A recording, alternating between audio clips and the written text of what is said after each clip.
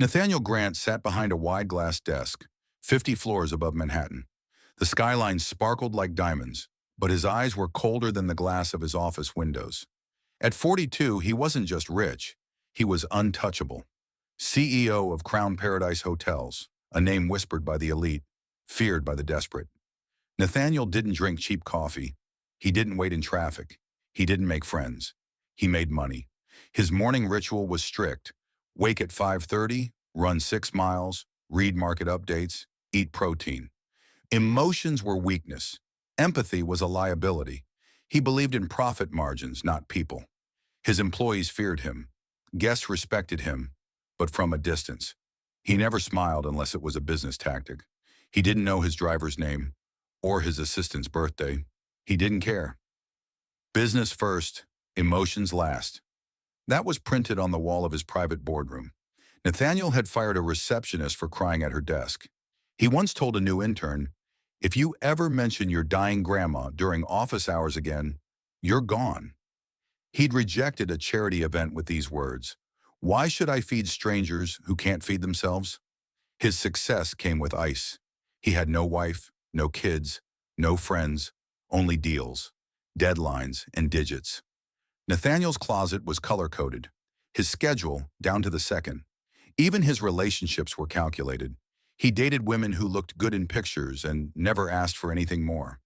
When one of them once said, "You're lonely," he'd replied, "No, I'm focused."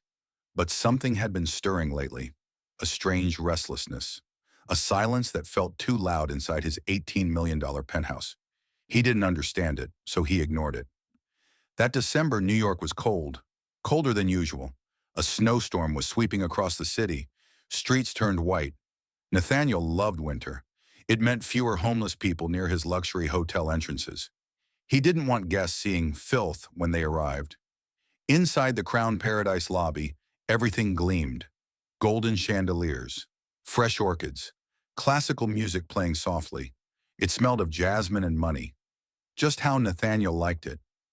That evening, a VIP wedding was being hosted on the 27th floor.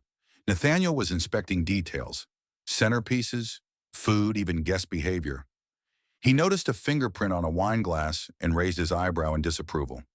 "Perfection," he whispered to himself, "is profitable." He moved toward the security room for a routine check. He didn't expect to stop. He didn't expect to feel. But then, a camera screen blinked, and there they were.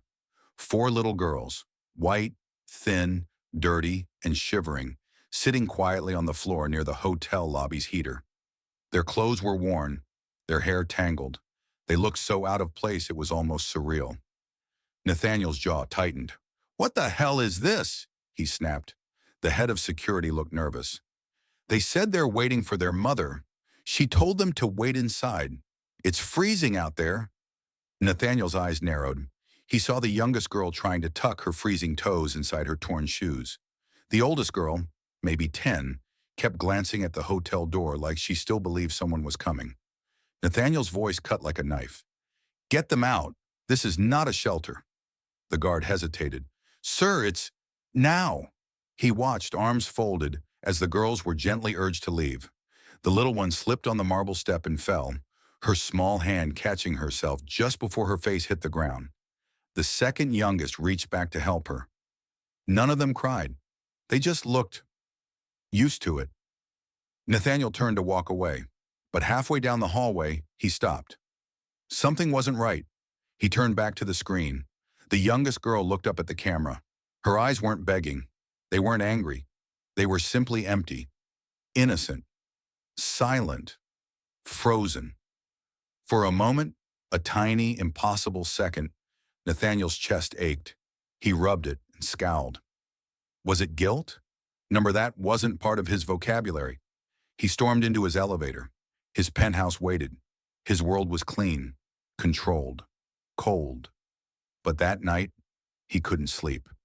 He saw those 4 little faces every time he closed his eyes, the way they sat with folded hands, the way the oldest girl covered the youngest with her coat, even though she was freezing too.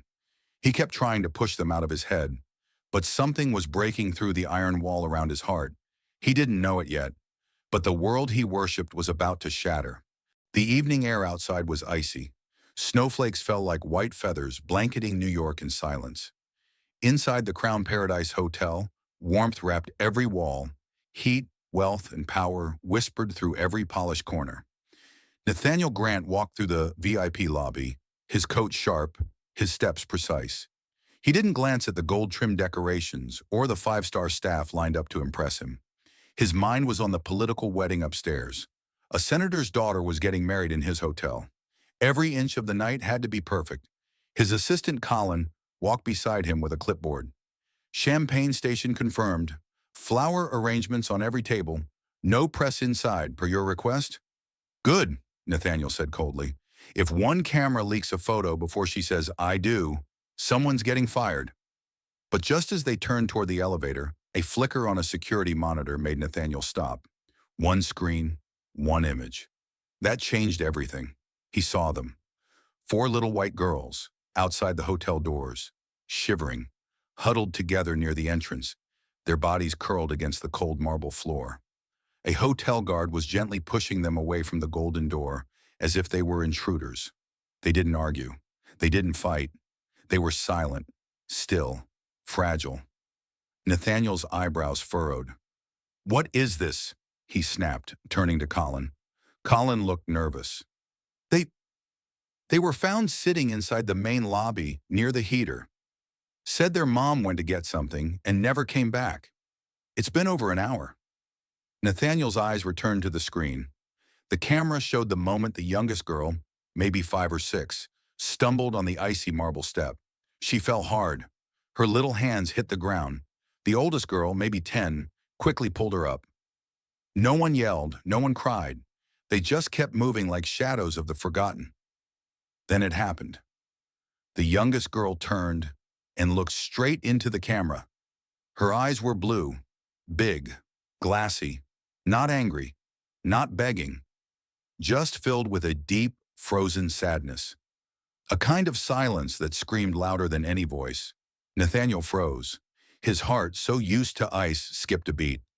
He stared, and something inside his chest shifted. A squeeze, a twist. Something foreign. Was it pity? It felt bigger than that. He had fired men for showing weakness. He had kicked out families trying to sleep in his hotel garden. But now, 4 little girls, out in the cold, waiting for a mother who might never come back. His breath caught, his throat tightened, and suddenly, the ballroom music upstairs sounded too far away. He stepped closer to the screen. What happened to their mother? He asked softly this time. No one knows, Colin said. She left them here. That's all they said. Nathaniel's eyes didn't move from the monitor. He watched the oldest girl, her arms wrapped around her sisters, trying to keep them warm. She held herself like a protector, like someone who had grown up too fast. The girls stood beside a lamppost now. Snow had begun to gather on their shoulders. Their shoes were soaked, their clothes thin. And yet they waited, still believing their mother would return, still hoping. Should I call child services? Colin asked. Nathaniel didn't answer. He kept watching. Another gust of wind blew through the street. The youngest girl's lips were turning purple. She blinked, slow. Then she crouched and pulled her knees to her chest. And something inside Nathaniel cracked. It wasn't loud. It wasn't dramatic. But it was real. For the first time in years, he cared. He didn't know their names. He didn't know their story. But he knew that no child deserved to be thrown into the snow like trash, and definitely not outside his hotel. He turned sharply. Bring them inside, he ordered. His voice was firm but different, less like a CEO, more like a human. Colin blinked. Sir, bring them in. Now find them blankets, hot chocolate, and towels. If anyone from the wedding sees them, tell them they're part of a campaign shoot or something. Just get them warm. The security staff moved quickly. Nathaniel stood by the glass doors as they opened. The wind slapped his face. The little girls stepped in slowly, unsure, their tiny eyes scanning the giant space. They didn't trust it. They didn't trust him. The youngest girl clung to the oldest one's hand. Nathaniel watched her closely. She didn't cry. She didn't smile. She just looked up at him, confused. He crouched slowly, something he hadn't done since he was a teen. "I'm Nathaniel," he said gently. "You're safe now."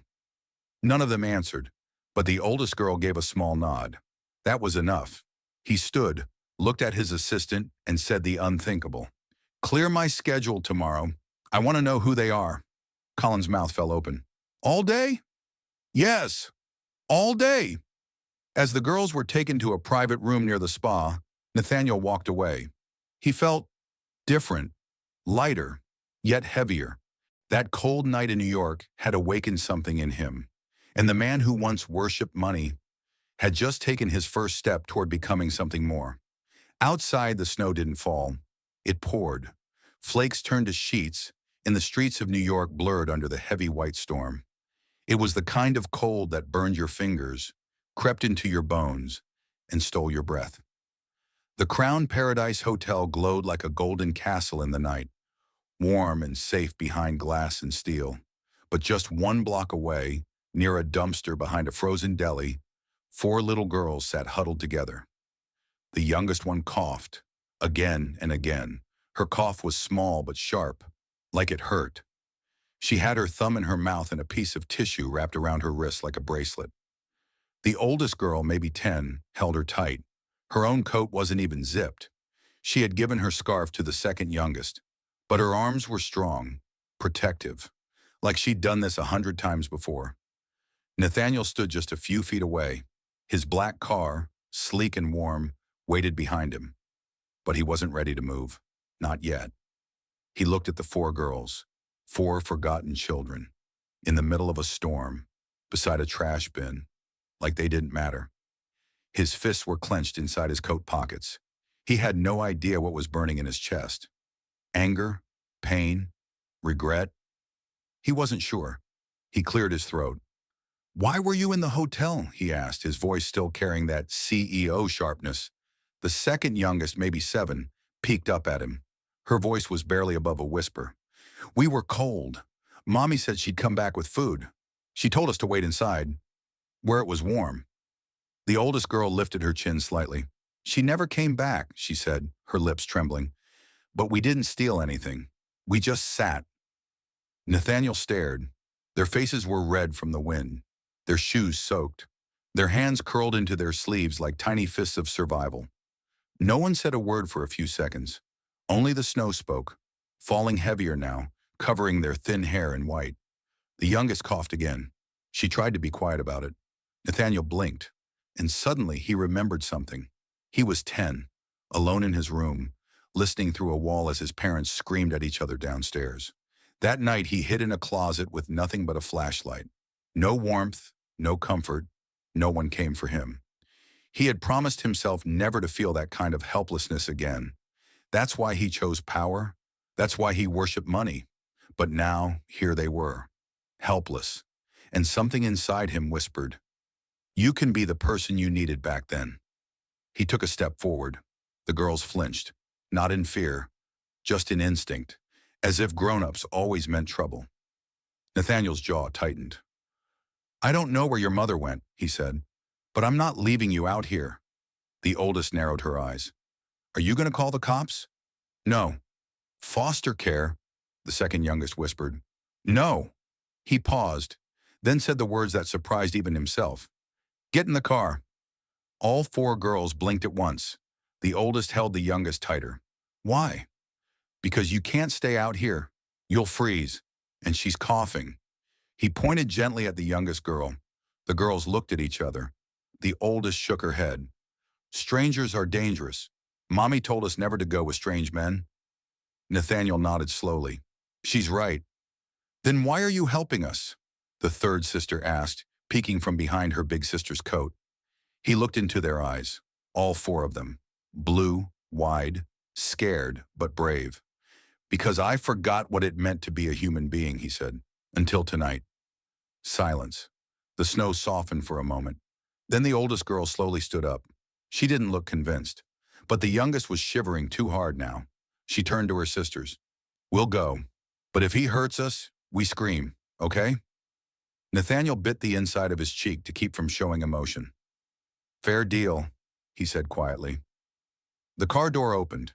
Inside was warm leather, heated seats, and a basket of untouched snacks from the senator's wedding. The driver, Michael, raised an eyebrow as the girls got in, but didn't say a word.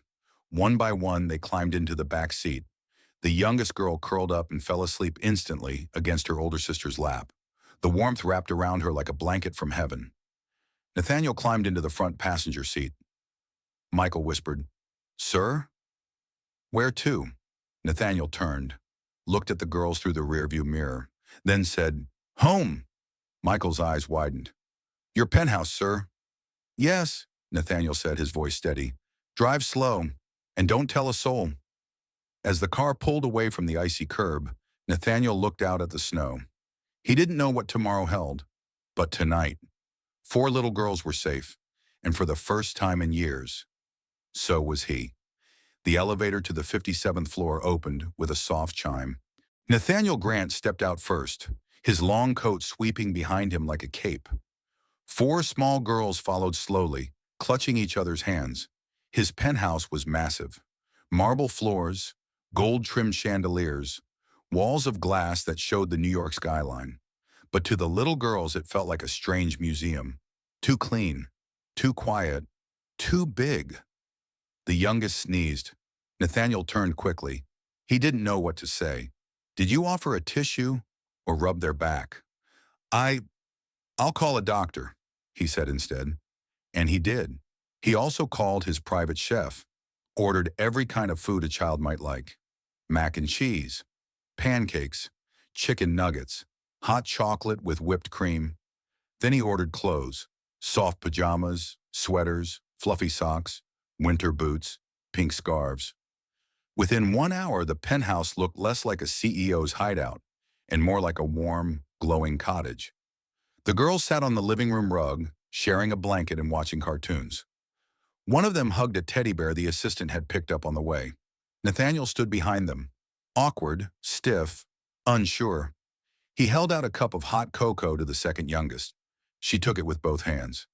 "Thank you, mister," she said softly. Nathaniel blinked.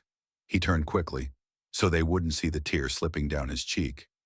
He hadn't cried in 20 years, not when his father died, not when he closed his first billion-dollar deal. But this tiny thank you from a child with nothing, it cracked something inside him.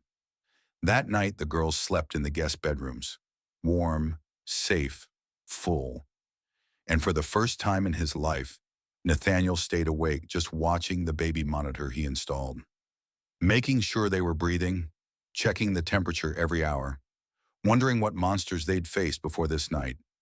The next morning, 2 women from Child Services knocked on his door.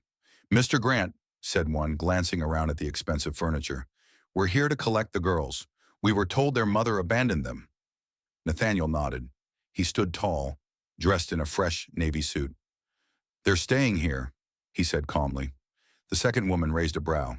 "Sir, they're underage minors. You can't keep them without permission from the courts." "I'm aware," Nathaniel said. "But I've hired a lawyer and a child psychologist and a full-time nanny. I'll file for temporary custody today." "But, sir, I don't care what it costs," he cut in, voice sharp now. "They're not going back to sleep beside a dumpster." The women looked at each other. The older one softened. She'd heard of Nathaniel Grant, ruthless, cold, heartless. But this man, he looked different, more human. "We'll start the process," she said quietly, "but it won't be easy." "Nothing worth it ever is," he said. Days turned into weeks. The penthouse changed. The white carpet had chocolate stains. The crystal chandelier had paper snowflakes taped to it. Nathaniel's grand piano? It had colorful butterfly stickers all across the keys. He didn't even mind. He laughed the first time the youngest girl ran into his study yelling, "Mr. Nathan, my tooth is wiggling." She held her little finger out, showing him the tiny tooth ready to fall. He dropped his meeting, sat down on the floor, held her hand gently, then told her a story about how the tooth fairy gives double gifts to brave girls. She beamed. "You're funny, Mr. Nathan." "Am I?" He smiled. The second oldest once spilled orange juice on his designer rug. She froze. "I'm sorry," she cried. "Please don't be mad." Nathaniel took a breath. And then he knelt down, wiped it up, and said, "That rug needed some personality anyway." She stared in shock, then hugged him. A hug. Not fear, not hesitation, just pure trust. He couldn't explain what it did to his heart. Every morning he walked them to school with 2 bodyguards and a lunch bag in hand. Every night he read them bedtime stories, his voice rusty but gentle. One night the oldest girl paused at the door to her room. "Mr. Nathan," she asked. "Yes? Can I, can I call you something else?" He turned. She hesitated, then whispered, "Can I call you Dad?" He didn't speak for a long moment. Then softly, "Only if I can call you my daughter." She ran to him, hugged his waist, and nodded into his chest. The others joined, like a waterfall of little arms and smiles. And there in the center of the giant penthouse, surrounded by chocolate stains, toy baskets, and love, the man who once believed only in money had finally become a father.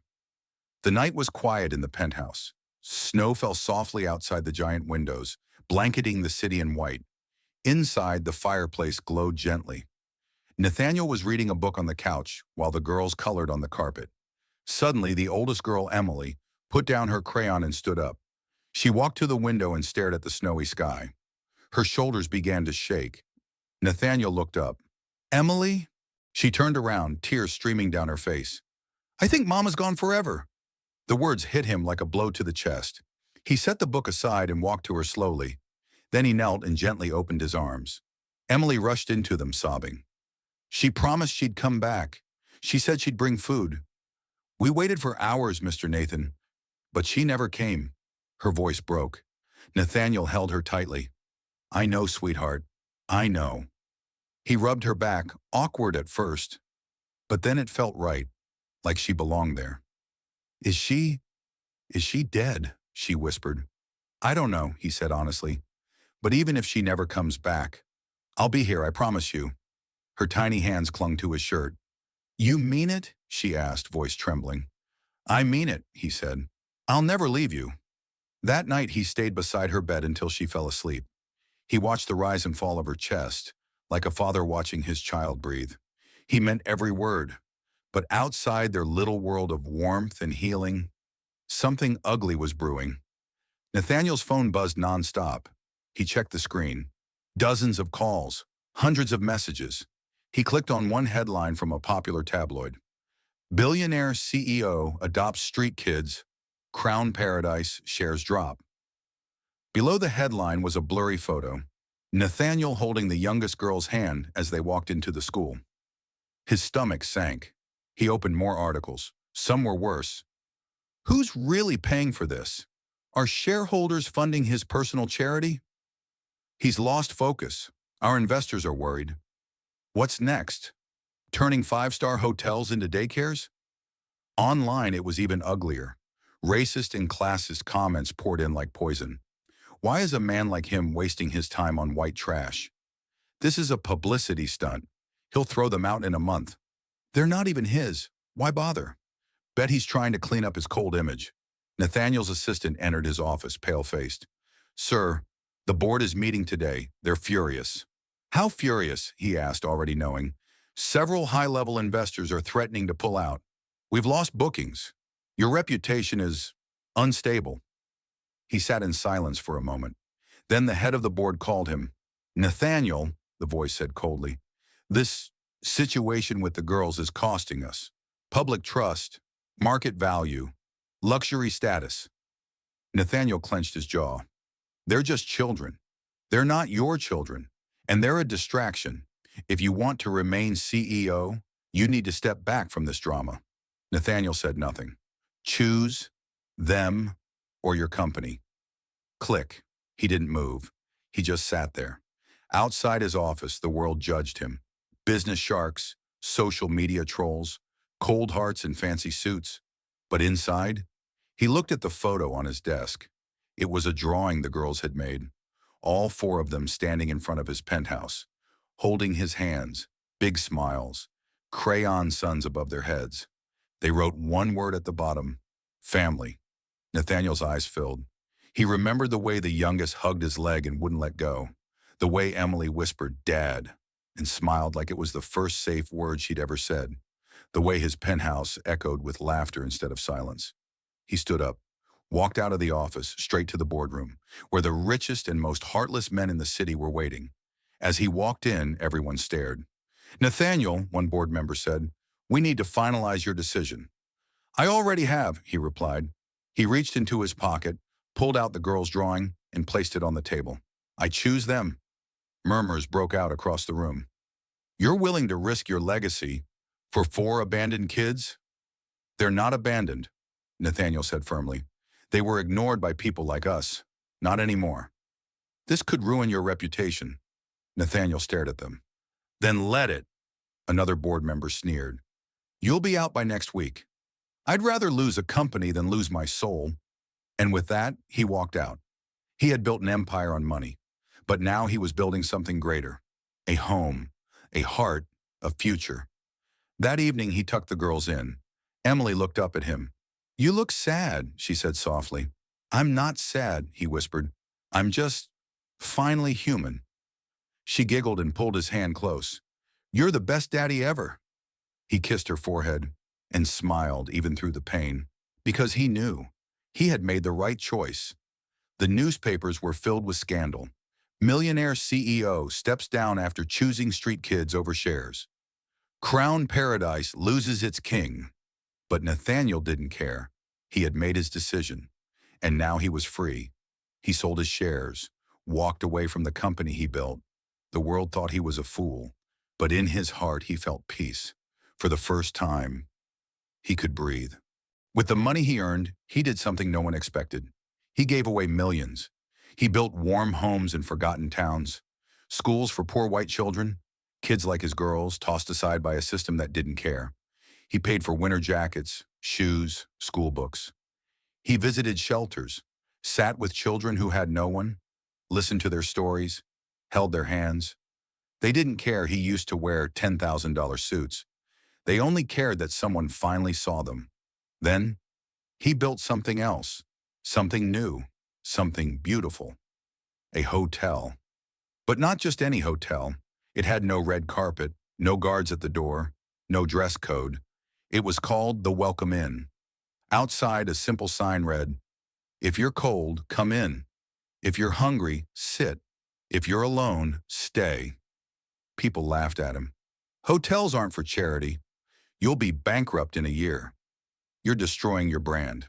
But Nathaniel just smiled, because he wasn't building a brand anymore. He was building a home. One snowy afternoon, a man in a business suit walked into the Welcome Inn.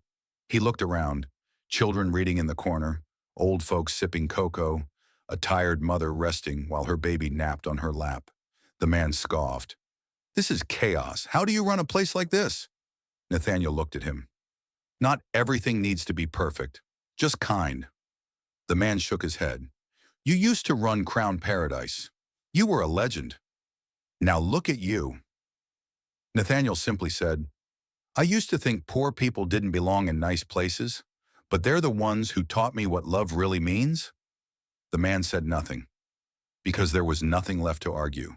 Years passed. The girls grew up. They had warm beds, books, laughter, piano lessons, dance shows in the living room. They had birthdays with cake, Christmas trees with lights, and one man who never stopped loving them. Then came the big day. Emily, the oldest girl, was now 18. She stood on the stage at a school event, wearing a simple dress and holding a microphone with shaking hands. She looked out at the crowd, teachers, students, strangers, and in the front row, her sisters and Nathaniel, her dad. She took a deep breath, then said, "I was just a kid when we were thrown out of a hotel. We were cold, alone. We thought no one would ever care. Then one man saw us, a man with a cold heart and a perfect suit. But he opened his door and his heart. He gave us food and home and love. He didn't care what the world said. He stood by us. People called him crazy, weak, but he's the strongest man I've ever known." She looked straight at Nathaniel. He's not just a millionaire. He's our dad. And he gave us a life we never dared to dream of. The crowd rose to their feet. Applause echoed through the hall. Some wiped away tears. Even the teachers stood up. Nathaniel cried openly, not because of money, not because of awards, but because he had finally found what all his millions never gave him: family, purpose, love. And in a world that once judged him, he became the man who changed everything. Money builds walls. Love builds homes. Nathaniel used to think status mattered more than souls, but those four little girls tore down his pride and helped him build something greater than gold: a heart that knew no borders, a door that never closed, and a name that meant love.